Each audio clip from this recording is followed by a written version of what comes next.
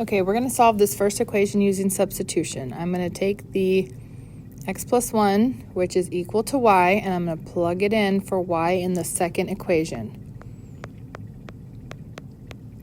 Doing so gets rid of the y, and you're left with an equation with only x's. Since it's x squared, it's quadratic, so you're going to move everything to one side using our inverse, canceling the addition by subtracting. And the ones ended up canceling. Now we're going to factor. This one only has two terms, so take out the GCF. What the two terms have in common is an x. And when you take out an x, you have an x minus 7. You're going to set each factor equal to 0. This is called using the zero product property, and solve. Then you can go back to the original equations. I'm going to the x plus 1, y equals x plus 1, and you are plugging in your y's.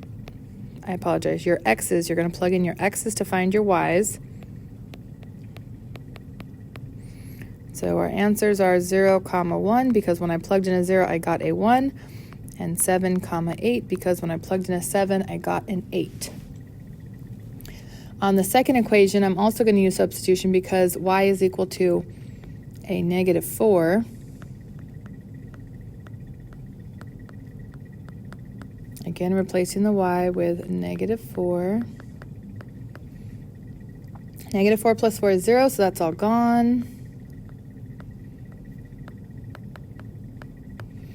We're going to get rid of the power of 2 by using the inverse, which is a square root. When we use a square root, we want to make sure we put a plus minus in front. Then we can get rid of the 2 by adding. So this is x equals 2 plus 5, which is 7. And x equals 2 minus 5, which is negative 3. And we don't have to do any solving this time because that second equation said y was negative 4, so our 2 points are 7, negative 4, and negative 3, negative 4. For the last one, I'm going to show you elimination.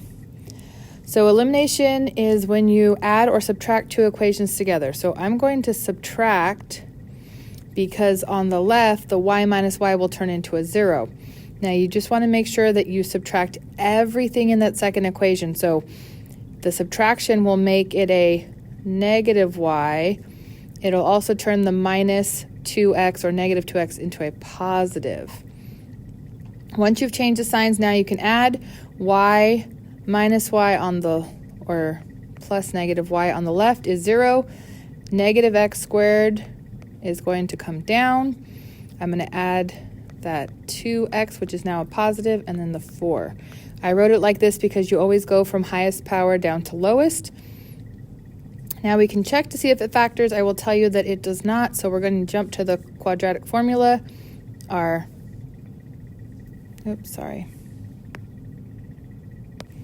Here we go. Sorry, I think my pen is starting to die on me. I've labeled A, B, and C. So A is negative 1 in front of x squared, B is the 2 in front of the x, and C is the 4. Here is our quadratic formula. It's a formula that we did go over. It is used for solving quadratic equations when factoring is not an option. Negative b tells us to change the sign of b, so I'm going to put negative 2. The b squared inside is going to be a 2 squared minus 4 times our negative 1 for a and times our 4 for c. And 2 times negative 1 at the bottom. So we're going to leave the negative 2. I'm going to do 2 times negative 1 and have a negative 2 at the bottom also. And in your calculator, you would want to plug in the 2 squared minus 4 times negative 1 times 4. That's called the discriminant. That will tell you if you have real or imaginary number answers. I'm getting a 20. I'm going to put my work over here. So this means negative 2 plus square root of 20, all divided by negative 2. You could also put that in your calculator. If you don't have a calculator of choice, I would say desmos.com/calculator is a good one. And I'm getting about 1.24 if you round. And then we will repeat and make sure this was our x values that we were looking for. So this is one of our x values. And then we're going to repeat with a subtraction, because that's what that plus minus in the middle of the quadratic formula told us. And our second value is 3.24. And then once again, you will want to plug it into either of the original equations. I'm going to plug it into the second, -2 times -1.24 will make it a positive 2.48. So one of our answers, I'm going to put the answers over here, I apologize. We plugged in -1.24 and we got 2.48. And if we plug in our second one, again, -2 times 3.24 should give us -6.48.